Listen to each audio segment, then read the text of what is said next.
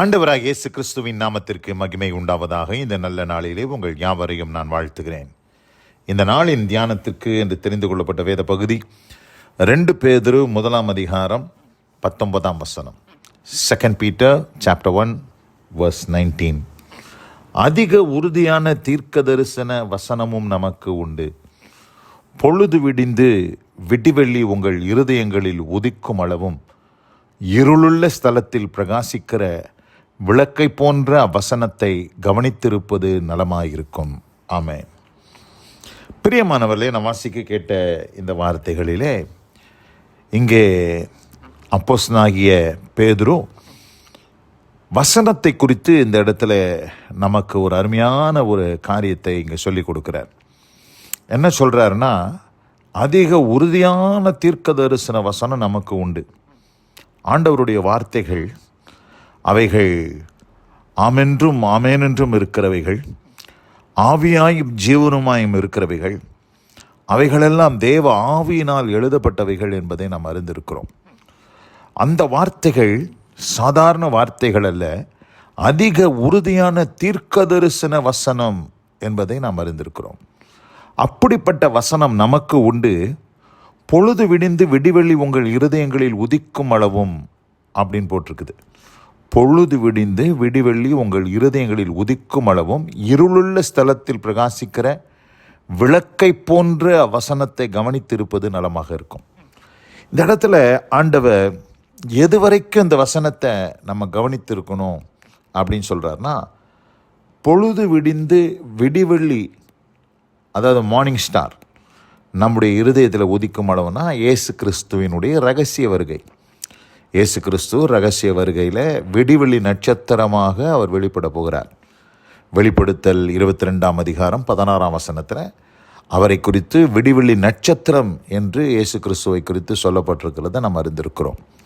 அப்படிப்பட்டதான ஆண்டவர் அவர் ரகசியமாய் அவருடைய சபைக்காக, அவருடைய பரிசுத்தவான்களுக்காக வரப்போகிறார்.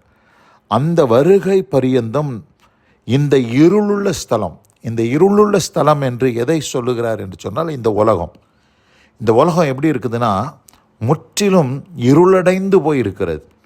இந்த உலகத்தில் பார்க்கும்போது எங்கேயுமே வெளிச்சம் கிடையாது. வெளிச்சம் இருக்கக்கூடிய ஒரே ஒரு இடம் எதுன்னு கேட்டிங்கன்னா சபை.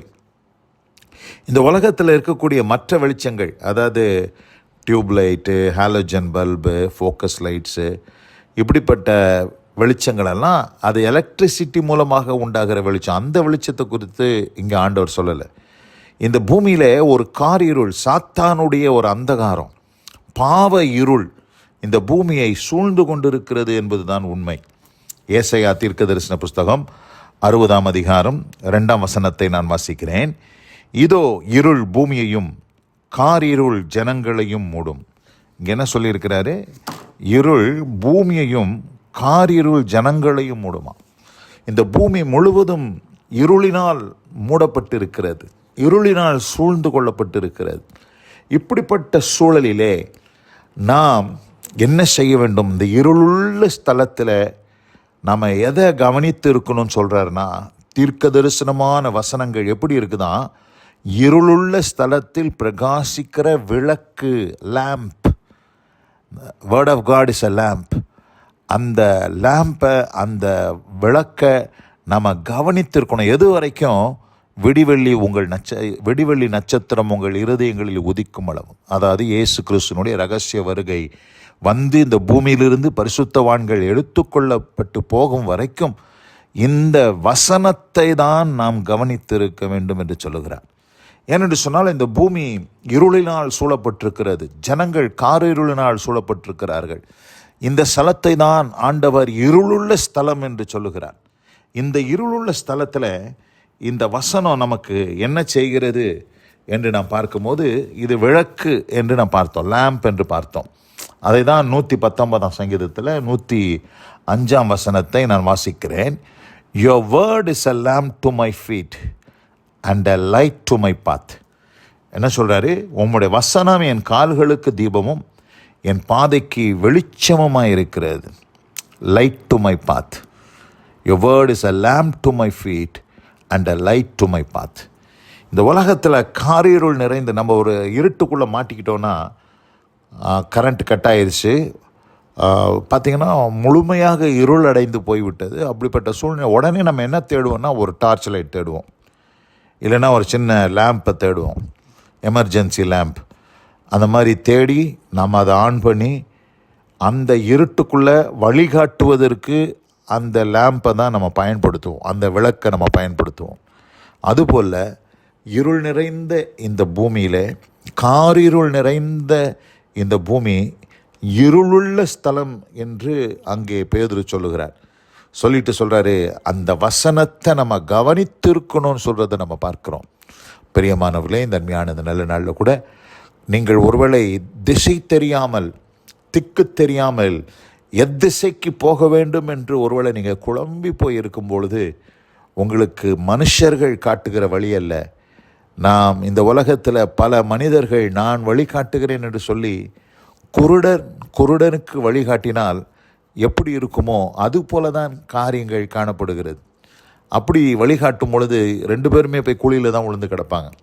இன்றைக்கி நிறைய பேர் அப்படி தான் குருடர்களாக இருக்கிற அவர்கள் நான் உனக்கு வழிகாட்டுறேன்னு சொல்லி இன்றைக்கி வழிகாட்டி கொண்டு போய் குழியில் தள்ளிடுறாங்க. ஆதலால் பிரியமானவர்களே, இந்த இருளுள்ள ஸ்தலம், இந்த இருளுள்ள இந்த பூமியில் உங்களுக்கு ஒரே ஒரு வெளிச்சம்தான் இருக்குது, வசனம். அந்த வசனத்தை பிடித்து கொண்டு அந்த வசனத்தின் வெளிச்சத்தில் ஒரு டார்ச் அடிச்சுட்டு நீங்கள் போகிற மாதிரி நீங்கள் போவீர்களானால் நீங்கள் போய் சேர வேண்டிய திசைக்கு அது நேர்த்தியாய் உங்களை கொண்டு சேர்க்கும் என்பதிலே எந்த சந்தேகமும் இல்லை. இந்த அருமையான இந்த நல்ல நாளில் கூட வசனம் கேட்ட பிள்ளைகள் ஒவ்வொருவரும் வெடிவெள்ளி உங்கள் இருதயங்களில் உதிக்கும் அளவும் அந்த இருளுள்ள ஸ்தலத்தில் பிரகாசிக்கிற இந்த விளக்கை போன்ற இந்த வசனத்தை கவனித்திருப்பது நலம். கவனித்திருப்பது மாத்திரமல்ல, அது உங்கள் பாதைக்கு தீபம், உங்கள் கால்களுக்கு தீபமும் பாதைக்கு வெளிச்சமுமாய் இருந்து உங்களை வழிநடத்தும் என்பதிலே எந்த சந்தேகமில்லை. இந்த அருமையான இந்த நல்ல நாளில் கூட வசனம் கேட்ட பிள்ளைகள் ஒவ்வொருவரையும் தேவன் தாமே ஆசீர்வதித்துக்கு அப்பராக. God bless you all. அமேன், அமேன். நாம் ஜெபிப்போம். எங்கள் அதிகமாக நேசிக்கிற எங்கள் அன்பின் பரலோக பிதாவே, நாங்கள் தியானிக்க கேட்ட வார்த்தையின்படி அதிக உறுதியான தீர்க்க தரிசன வசனமும் நமக்கு உண்டு. பொழுது விடிந்து விடிவெள்ளி உங்கள் இருதயங்களில் உதிக்கும் அளவும் இருளுள்ள ஸ்தலத்தில் பிரகாசிக்கிற விளக்கை போன்ற வசனத்தை கவனித்திருப்பது நலமாயிருக்கும் என்ற வார்த்தையின்படி அந்த இருளுள்ள ஸ்தலமாகிய இந்த பூமியிலே வசனம் என்கிற வெளிச்சம், விளக்கு எங்களுக்கு இருக்கிறபடினாலே அந்த விளக்கை எடுத்துக்கொண்டு ஆண்டவரே, எங்கள் கால்களுக்கு தீபமும் பாதைக்கு வெளிச்சமாய் இருக்கிற அந்த வார்த்தை எங்களுக்கு வழிகாட்டும்படியாக, உம்முடைய பிள்ளைகளுக்கு வழிகாட்டும்படியாக நாங்கள் ஜெபிக்கிறோம். ஆசீர்வதிப்பீராக. இயேசு கிறிஸ்துவின் வல்ல நாமத்தில் பிதாவே. ஆமென், ஆமென்.